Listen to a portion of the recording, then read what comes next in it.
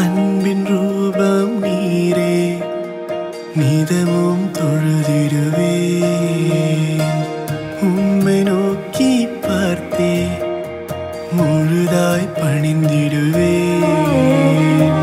தாயினும் மேலாய் அன்பை கொண்ட ஒருவர் நீரல்லோ,